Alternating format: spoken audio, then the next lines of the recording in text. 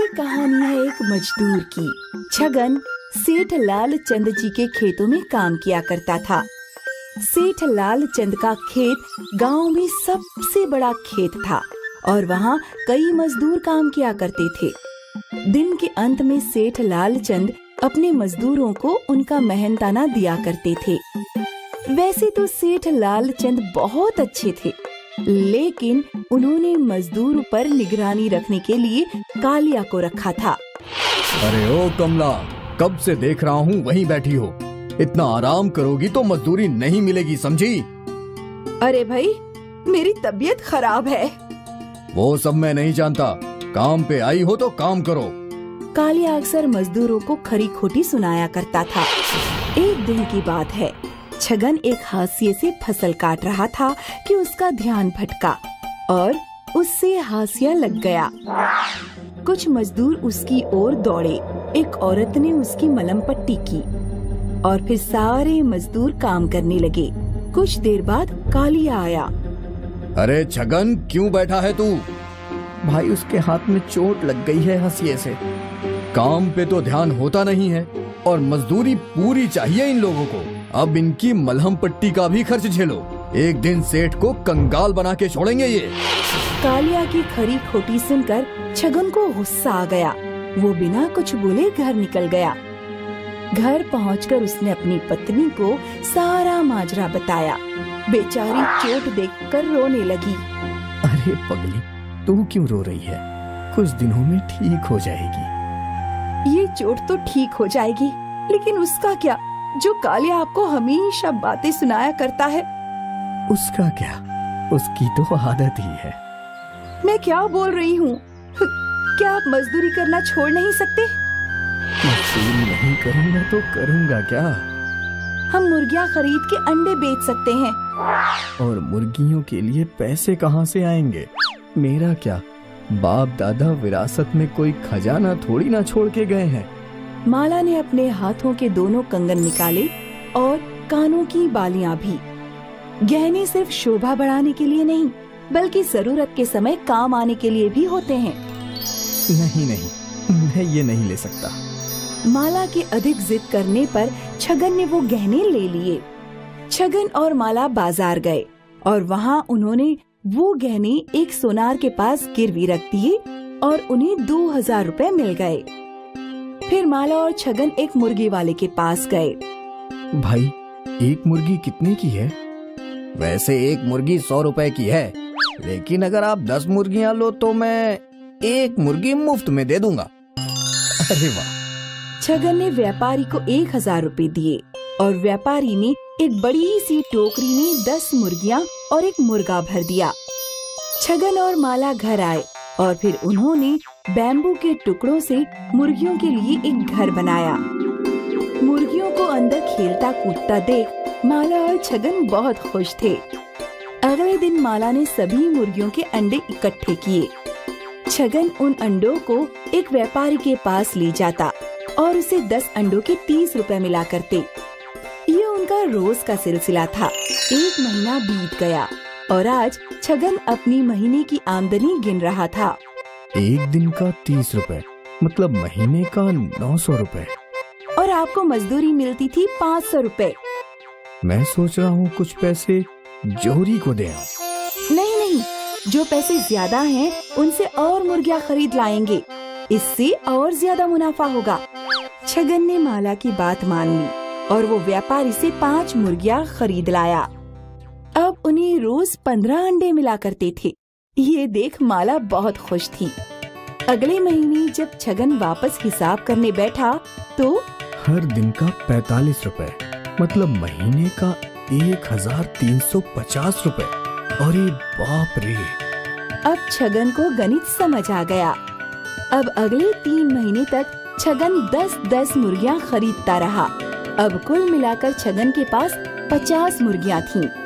अब से रोज उसे 150 रुपए मिला करते थे। ये देख वो बहुत खुश था। इस बार जब उसने हिसाब किया, पूरे महीने में 4500 रुपए कमाए हैं। देखा, मैं ना कहती थी। हाँ, चलिए, कब तक मेरे हाथ खाली रहेंगे? दोनों सुनार के पास गए। 2000 रुपए के ब्याज के साथ 2250 रुपए हुए हैं, ये लीजिए। छगन ने पैसे दिए और जेवर वापस ले लिए। वहाँ छगन को एक नथनी दिखी। वो नथनी कितने की है? ज्यादा नहीं, सिर्फ 450 रुपए की, वो भी दे दीजिए। माला ने नई नथनी पहनी और वो बहुत खुश थी। इसके बाद छगन ने अपना अंडों का व्यापार जारी रखा और सिर्फ 1 साल में उसकी आमदनी 30,000 रुपए हो गई। अब उसका खुद का पोल्ट्री फार्म था। फार्म पे काम करने के लिए नौकर चाकर थे और उनकी छोटी सी कुटिया अब एक बड़ा सा बंगला बन गया था। अब छगन और माला अपनी जिंदगी में बहुत खुश थे।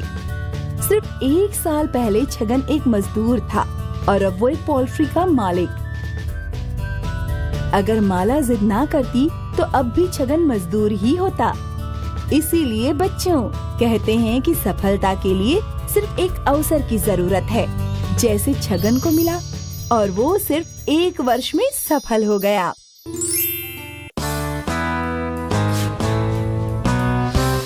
एक गांव में एक शंभू नाम का व्यापारी रहता था। शंभू के पास 40 मुर्गियां थीं, जिनकी वो बड़े प्यार से देखभाल करता। शंभू रोज मुर्गियों के अंडे एक टोकरी में भरता और पूरा गांव घूम घूम के अंडों को बेचता, जिससे वो पैसे कमाता। शंभू का परिवार छोटा और खुशहाल था। उसकी पत्नी जया और पुत्र राजू दोनों शंभू की मुर्गी पालने में मदद करते। एक दिन की बात है, शंभू और राजू दोनों मुर्गियों को दाना डाल रहे थे। तभी जया रोते हुए आई।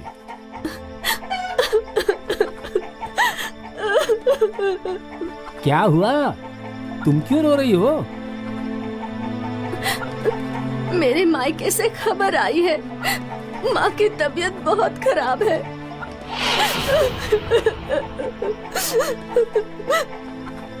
अरे, तब तो हमें जाना चाहिए, लेकिन इन मुर्गियों को कौन देखेगा?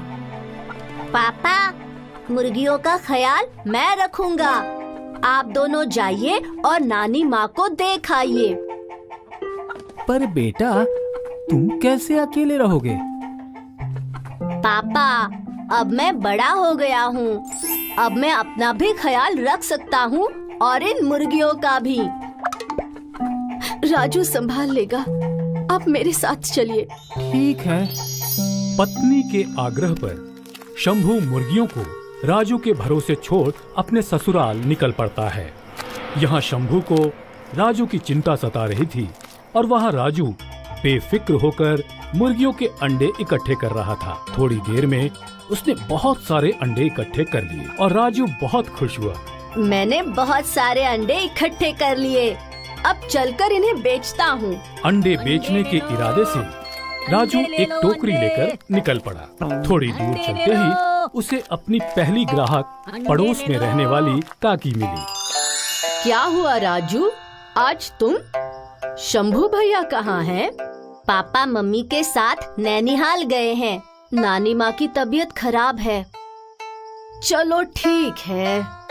वो राजू से 4 अंडे लेती है और उसे 4 सिक्के देती है, जिसे देख राजू बहुत खुश हो जाता है और सोचने लगता है, एक अंडे का 1 सिक्का, मतलब 40 अंडों का 4 आना। फिर क्या था, राजू की सोच ने उड़ान भरना शुरू किया। वो चलते चलते सोचने लगा, मैं इन 4 आनों को लेकर मेले में जाऊंगा। वहाँ आसमानी झूले में बैठूंगा, बंदर का तमाशा देखूंगा, फिर गोल गप्पे खाऊंगा, फिर गुलाब जामुन, फिर खिलौनों की दुकान से बड़ी गाड़ी खरीदूंगा। इस गाड़ी को मैं गांव के बच्चों को दिखाऊंगा, जो मेरी बड़ी गाड़ी को देखकर जल जाएंगे। यहाँ उसे दूसरा ग्राहक मिल गया और उसने और 5 सिक्के कमा लिए। अब राजू 7वें आसमान पे चल रहा था। उसकी सोच का कोई अंत नहीं था। चलो, 9 अंडे बिक गए। अब सिर्फ 31 अंडे और बचे हैं और सिर्फ 2-3 घंटों में मैं मेले में पहुंच जाऊंगा। राजू अपने ख्याली सपने बुन ही रहा था कि उसका पैर एक पत्थर से टकराया और वो फिसल गया। सारे अंडे फूट गए और साथ ही राजू के सारे ख्याली सपने भी टूट गए। इसलिए तो कहते हैं, जब तक अंडे ना फूटे तब तक चूजे ना गिनो, मतलब ख्याली पुलाव ना पकाओ।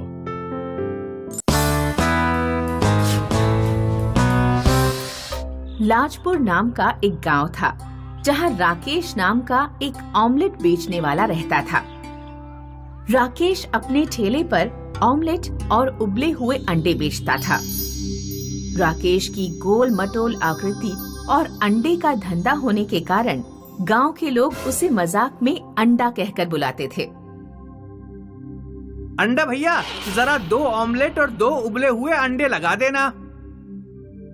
धर्मपाल भाई, बस अभी 2 मिनट में लगाता हूँ। ये बताओ, तुम्हारी बहू की तबीयत अब कैसी है? बुखार उतर गया या नहीं?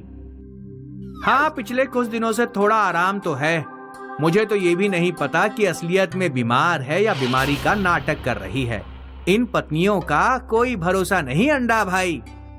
राकेश के मिलनसार व्यवहार के कारण लोग उसकी दुकान पर अंडे खाना पसंद करते थे। राकेश ठंडी के दिनों में अच्छी कमाई कर लेता था। रात में घर लौटने से पहले वह अपनी पत्नी के लिए एक विशेष ऑमलेट जरूर बनाता था।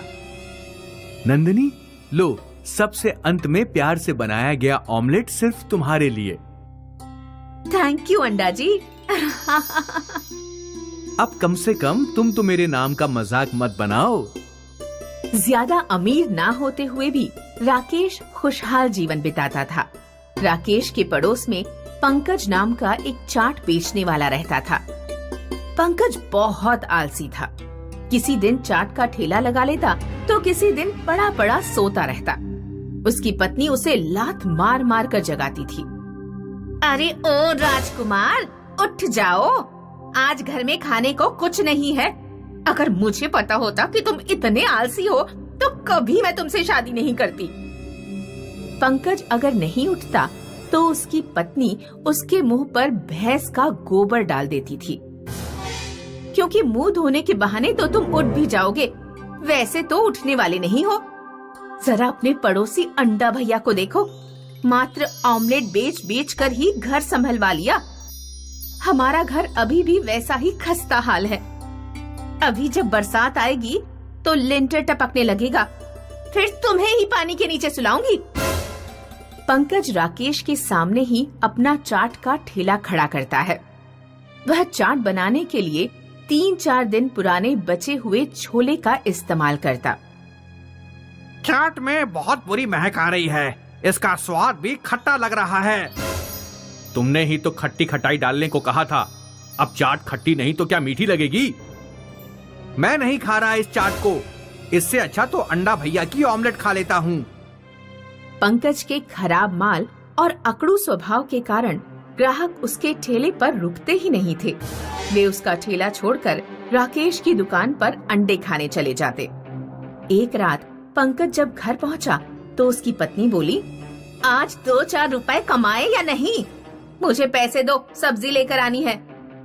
इतनी रात बीत गई और तुमने अभी तक खाना ही नहीं बनाया, मेरा लौटने का इंतजार कर रही हो। जब सब्जी ही नहीं थी तो खाना किस चीज से बनाती? पैसे दो। मेरे पास पैसे नहीं हैं। पंकज की पत्नी गुस्से में घर छोड़कर चली जाती है।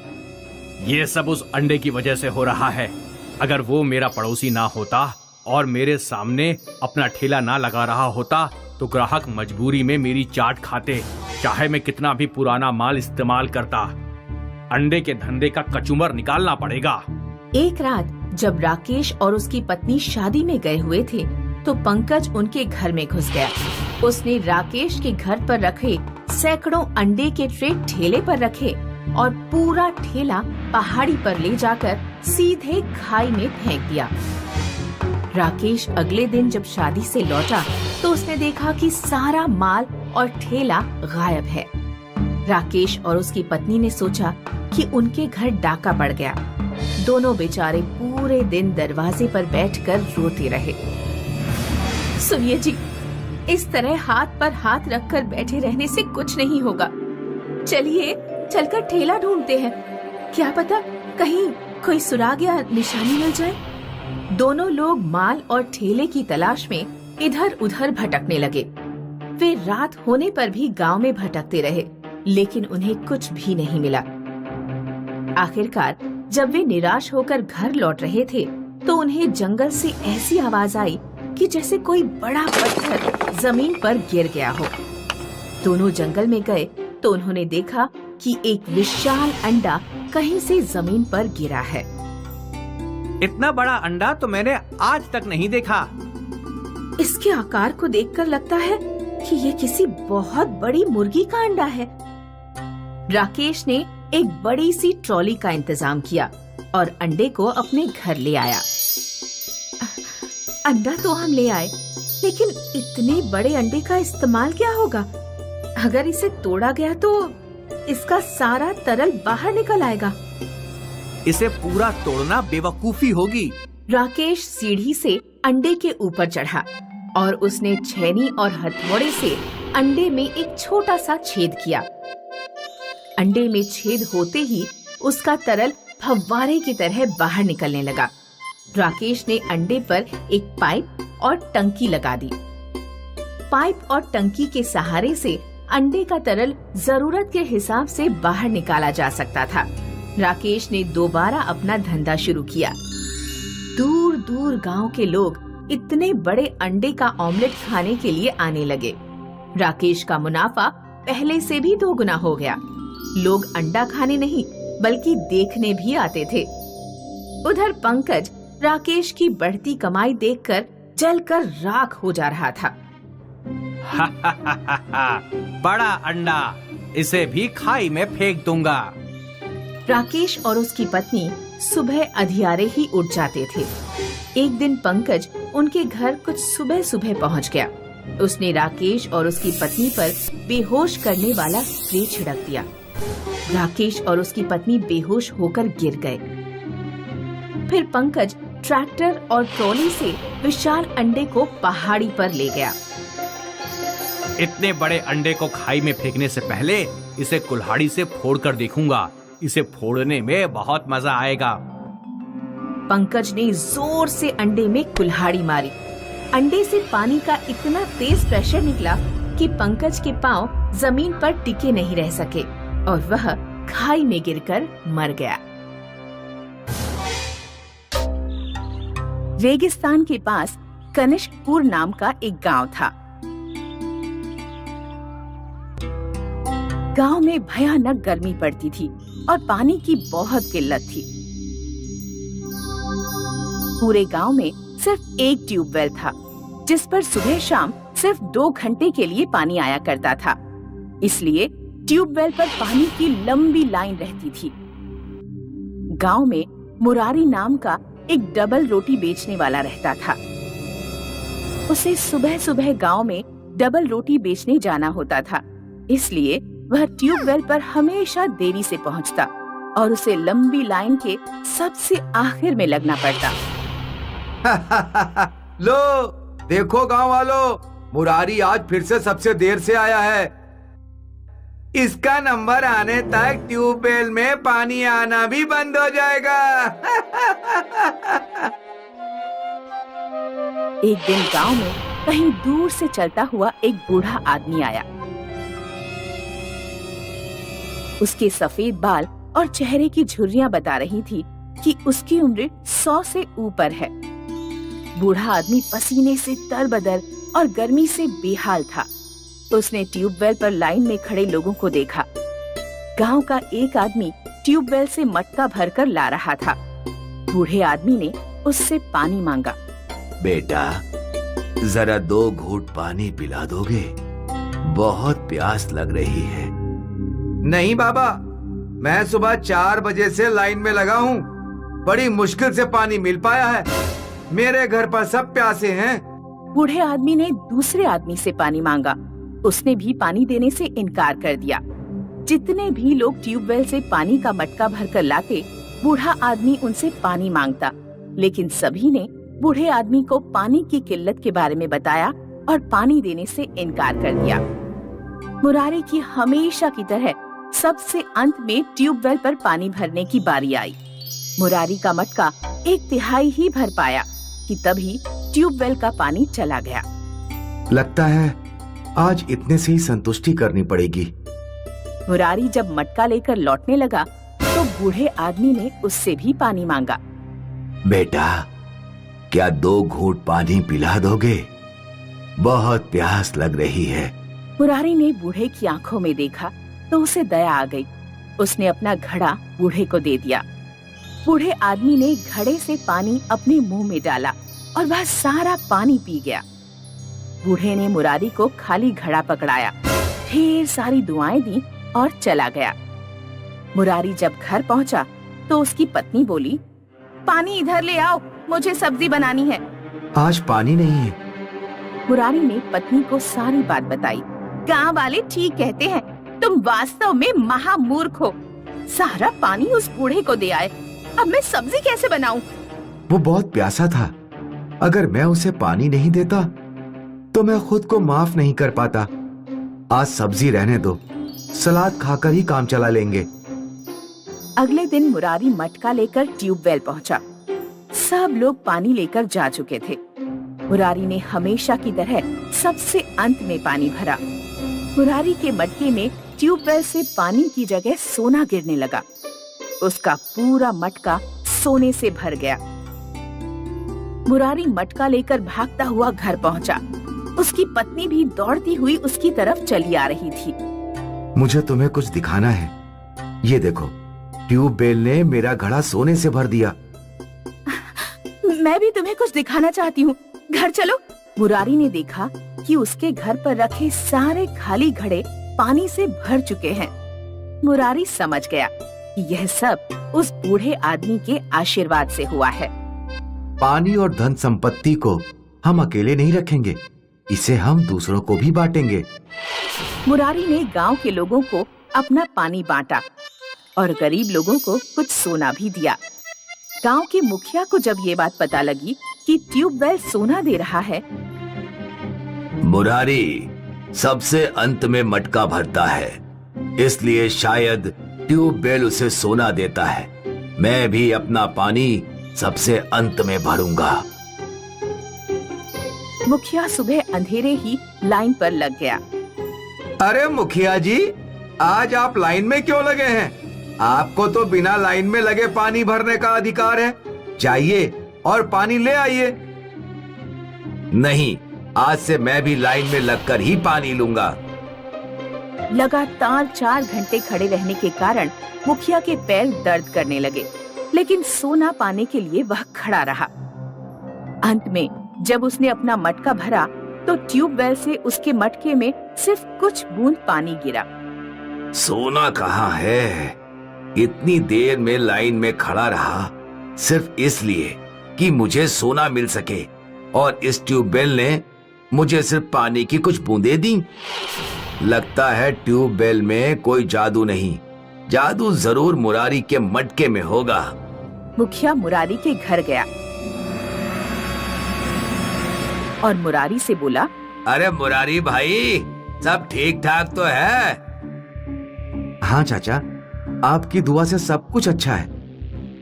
मुझे जरा कुछ देर के लिए वो मटका दे दोगे जिसमें तुम ट्यूबवेल से पानी भर कर लाते हो? हाँ हाँ चाचा, क्यों नहीं। निर्मला, जरा मटका ले आना। मुखिया इस बार मुरारी का मटका लेकर ट्यूबवेल पर पहुंचा। उसने मटका भरा, लेकिन अब भी ट्यूबवेल से सोना नहीं निकला। मुखिया ने गुस्से से मटका जमीन पर पटक कर तोड़ दिया और ट्यूबवेल भी तोड़ने लगा। गांव के एक आदमी ने ये सब देखा और वह शोर मचाने लगा। अरे गांव वालों सुनो, लगता है हमारा मुखिया पागल हो गया है। वो ट्यूबवेल तोड़ रहा है। अगर ट्यूबवेल टूट गया तो हम सब प्यास से मर जाएंगे। गांव वाले ट्यूबवेल पर पहुंच गए और उन्होंने मुखिया को पकड़कर ट्यूबवेल से दूर कर दिया। मुझे सोना चाहिए, सोना। इस ट्यूबवेल ने मुरारी को सोना दिया है, तो मुझे भी सोना जरूर मिलना चाहिए। आखिर मैं इस गांव का मुखिया हूँ। मुखिया जी, मुझे ट्यूबवेल ने सोना नहीं दिया। ये सब तो एक बूढ़े आदमी के आशीर्वाद से हुआ है, जिसे मैंने पानी पिलाया था। मुखिया जी, आज से आप हमारे मुखिया नहीं हैं। हम सब अपनी सहमति से मुरारी को गांव का मुखिया चुनते हैं। इस तरह सिर्फ एक अच्छा काम करने के कारण मुरारी की पूरी जिंदगी बदल गई और वह खुशहाल जीवन बिताने लगा। ये कहानी है एक मजदूर की। छगन सेठ लाल चंद जी के खेतों में काम किया करता था। सेठ लाल चंद का खेत गांव में सबसे बड़ा खेत था और वहाँ कई मजदूर काम किया करते थे। दिन के अंत में सेठ लाल चंद अपने मजदूरों को उनका मेहनताना दिया करते थे। वैसे तो सेठ लाल चंद बहुत अच्छे थे, लेकिन उन्होंने मजदूर पर निगरानी रखने के लिए कालिया को रखा था। अरे ओ कमला, कब से देख रहा हूँ वहीं बैठी हो। इतना आराम करोगी तो मजदूरी नहीं मिलेगी, समझी? अरे भाई, मेरी तबीयत खराब है। वो सब मैं नहीं जानता, काम पे आई हो तो काम करो। कालिया अक्सर मजदूरों को खरी खोटी सुनाया करता था। एक दिन की बात है, छगन एक हाशिए से फसल काट रहा था कि उसका ध्यान भटका और उससे हाशिया लग गया। कुछ मजदूर उसकी ओर दौड़े। एक औरत ने उसकी मलहम पट्टी की और फिर सारे मजदूर काम करने लगे। कुछ देर बाद कालिया आया। अरे छगन, क्यों बैठा है तू? भाई, उसके हाथ में चोट लग गई है हंसिए से। काम पे तो ध्यान होता नहीं है और मजदूरी पूरी चाहिए इन लोगों को। अब इनकी मलहम पट्टी का भी खर्च झेलो। एक दिन सेठ को कंगाल बना के छोड़ेंगे ये। कालिया की खरी खोटी सुनकर छगन को गुस्सा आ गया। वो बिना कुछ बोले घर निकल गया। घर पहुंचकर उसने अपनी पत्नी को सारा माजरा बताया। बेचारी चोट देखकर रोने लगी। अरे पगली, तू क्यों रो रही है? कुछ दिनों में ठीक हो जाएगी। ये चोट तो ठीक हो जाएगी, लेकिन उसका क्या जो कालिया आपको हमेशा बातें सुनाया करता है? उसका क्या, उसकी तो आदत ही है। मैं क्या बोल रही हूँ? क्या आप मजदूरी करना छोड़ नहीं सकते? मजदूरी नहीं करूँगा तो करूँगा क्या? हम मुर्गियाँ खरीद के अंडे बेच सकते हैं। और मुर्गियों के लिए पैसे कहाँ से आएंगे? मेरा क्या, बाप दादा विरासत में कोई खजाना थोड़ी ना छोड़ के गए हैं। माला ने अपने हाथों के दोनों कंगन निकाले और कानों की बालियां भी। गहने सिर्फ शोभा बढ़ाने के लिए नहीं, बल्कि जरूरत के समय काम आने के लिए भी होते हैं। नहीं नहीं, मैं ये नहीं ले सकता। माला के अधिक जिद करने पर छगन ने वो गहने ले लिए। छगन और माला बाजार गए और वहाँ उन्होंने वो गहने एक सोनार के पास गिरवी रख दिए और उन्हें 2000 रुपए मिल गए। फिर माला और छगन एक मुर्गी वाले के पास गए। भाई, एक मुर्गी कितने की है? वैसे एक मुर्गी 100 रुपए की है, लेकिन अगर आप 10 मुर्गियाँ लो तो मैं एक मुर्गी मुफ्त में दे दूंगा। अरे वाह! छगन ने व्यापारी को 1000 रुपए दिए और व्यापारी ने एक बड़ी सी टोकरी में 10 मुर्गियाँ और एक मुर्गा भर दिया। छगन और माला घर आए और फिर उन्होंने बैम्बू के टुकड़ों से मुर्गियों के लिए एक घर बनाया। मुर्गियों को अंदर खेलता कूदता देख माला और छगन बहुत खुश थे। अगले दिन माला ने सभी मुर्गियों के अंडे इकट्ठे किए। छगन उन अंडों को एक व्यापारी के पास ले जाता और उसे 10 अंडों के 30 रुपए मिला करते। ये उनका रोज का सिलसिला था। एक महीना बीत गया और आज छगन अपनी महीने की आमदनी गिन रहा था। एक दिन का 30 रुपए, मतलब महीने का 900 रुपए। और आपको मजदूरी मिलती थी 500 रुपए। मैं सोच रहा हूँ कुछ पैसे जोहरी को दे आऊं। नहीं नहीं, जो पैसे ज्यादा हैं उनसे और मुर्गियाँ खरीद लाएंगे, इससे और ज्यादा मुनाफा होगा। छगन ने माला की बात मान ली और वो व्यापारी से 5 मुर्गियाँ खरीद लाया। अब उन्हें रोज 15 अंडे मिला करते थे। ये देख माला बहुत खुश थी। अगले महीने जब छगन वापस हिसाब करने बैठा तो हर दिन का 45 रुपए, मतलब महीने का 1350 रुपए। अरे बाप रे! अब छगन को गणित समझ आ गया। अब अगले 3 महीने तक छगन 10-10 मुर्गियाँ खरीदता रहा। अब कुल मिलाकर छगन के पास 50 मुर्गियाँ थीं। अब से रोज उसे 150 रुपए मिला करते थे। ये देख वो बहुत खुश था। इस बार जब उसने हिसाब किया, पूरे महीने में 4,500 रुपए कमाए हैं। देखा, मैं ना कहती थी। हाँ हाँ, चलिए, कब तक मेरे हाथ खाली रहेंगे? दोनों सुनार के पास गए। 2,000 रुपए के ब्याज के साथ 2,250 रुपए हुए हैं। ये लीजिए। छगन ने पैसे दिए और जेवर वापस ले लिए। वहाँ छगन को एक नथनी दिखी। वो नथनी कितने की है? ज्यादा नहीं, सिर्फ 450 रुपए की। वो भी दे दीजिए। माला ने नई नथनी पहनी और वो बहुत खुश थी। इसके बाद छगन ने अपना अंडों का व्यापार जारी रखा और सिर्फ 1 साल में उसकी आमदनी 30,000 रुपए हो गई। अब उसका खुद का पोल्ट्री फार्म था। फार्म पे काम करने के लिए नौकर चाकर थे और उनकी छोटी सी कुटिया अब एक बड़ा सा बंगला बन गया था। अब छगन और माला अपनी जिंदगी में बहुत खुश थे। सिर्फ 1 साल पहले छगन एक मजदूर था और अब वो एक पोल्ट्री का मालिक। अगर माला जिद ना करती तो अब भी छगन मजदूर ही होता। अम्मा नाम की एक मशहूर डोसे वाली थी। अम्मा की दुकान गांव के बीचों बीच थी। सुबह की पहली किरण के साथ अम्मा अपनी दुकान खोल दिया करती थी और ग्राहकों का वहाँ हमेशा तांता लगा रहता था। अम्मा, आपका डोसे का तो जवाब ही नहीं अम्मा। ना जाने कैसे इतना स्वादिष्ट डोसा बना लेती हैं आप। अपने ग्राहकों से अपने डोसे की तारीफ सुनकर नागम्मा बहुत ही खुश हो जाया करती थीं। अम्मा के ज्यादातर ग्राहक सुबह सुबह नाश्ते में डोसा खाना पसंद करते थे। अरे अम्मा जी, एक स्पेशल मैसूर मसाला डोसा। बैठो बैठो, अभी देती है। अम्मा अपने सभी ग्राहकों को अच्छे से बिठाया करती थी और उनके साथ बातें भी किया करती थी। समय बीता और समय के साथ अम्मा की दुकान भी बड़ी होने लगी। अब अम्मा ने अपनी सहायता के लिए 2 और औरतों को भी काम पर रख लिया था। अब अम्मा गल्ले पर बैठकर पैसे लिया करती थीं और ग्राहकों से बातें किया करती थीं। अम्मा के सहायकों में एक वीणा थी। वीणा की नजर हमेशा अम्मा के पैसों पर थी।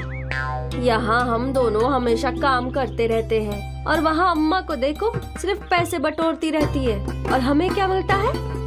हमें अपनी तनख्वाह मिलती है। उसमें भला कुछ होता है क्या? वहाँ देख, अम्मा के पास कितने सारे पैसे हैं। वो उनकी कमाई है। आखिर सालों से उन्होंने इतनी मेहनत की है, तब जाकर ये दुकान इतनी बड़ी हुई है। वही तो मैं तुझे बोल रही हूँ, हमें भी अपनी दुकान डालकर मेहनत करनी चाहिए। ना रे बाबा ना, ये सब मुझसे नहीं होगा। मेरे लिए तो ये तनख्वाह ही काफी है। वीणा ने बहुत समझाने की कोशिश की, लेकिन लक्ष्मी ने उसकी बात ना मानी। वीणा कई दिनों तक अपनी दुकान डालने की सोचती रही और आखिर एक दिन वीणा ने अपने डोसे की दुकान खोल ही ली। अम्मा का डोसा 10 रुपए था तो वीणा ने 8 रुपए में डोसा बेचना शुरू किया। धीरे धीरे सारे ग्राहकों की भीड़ वीणा के डोसे की दुकान की ओर बढ़ने लगी। ये देख वीणा बहुत खुश थी, लेकिन जल्द ही उसमें घमंड आ गया। अम्मा बहुत ही निर्मल थीं और वो अपने ग्राहकों से बहुत ही नम्रता से बात करती थीं, लेकिन वीणा अब उसका घमंड बढ़ गया था। दीदी, एक मसाला डोसा दे दो। हाँ हाँ दे रही हूँ, लेकिन 10 मिनट इंतजार करना पड़ेगा। ठीक है दीदी। वो अक्सर ग्राहकों को बेफिजूल इंतजार करवाती थी। ये लो तुम्हारा मसाला डोसा। दीदी, मुझे वो हरी चटनी दे दो। अरे डाली है ना हरी चटनी, कितना वो डालूं? वीणा अक्सर ग्राहकों से छोटी बड़ी बात पर बहस करने लग जाती। कुछ समय बाद वीणा का घमंड इतना बढ़ा कि उसने सोचा कि वो चाहे कुछ भी कर ले, तब भी ग्राहक उसी के पास आएंगे। क्योंकि मेरा दाम कम है इसीलिए सारे ग्राहक मेरी ही दुकान पर आएंगे। रोज रोज सुबह 6 बजे दुकान खोलकर मैं थक गई हूँ। एक काम करती हूँ, कल से 7:30 बजे खोलूंगी। अगर ग्राहकों को इंतजार करना पड़े तो मुझे क्या, मेरी तो नींद अच्छे से पूरी होगी। और अगली सुबह रोज की तरह अम्मा की दुकान खुल गई, लेकिन वीणा की दुकान बंद थी। ये देख सारे ग्राहक अम्मा की दुकान पर चले गए। ग्राहकों का तांता देखकर अम्मा ने युक्ति लगाई और अपने डोसे का दाम भी 8 रुपया कर दिया। 7:30 बजे वीणा ने अपनी दुकान खोली, लेकिन अब जब ग्राहक वहाँ पहुँचे तो दोनों दुकानों पर एक ही दाम देखकर अरे वाह, अम्मा ने भी दाम घटा दिया। बड़े दिन हो गए अम्मा का डोसा खाए हुए।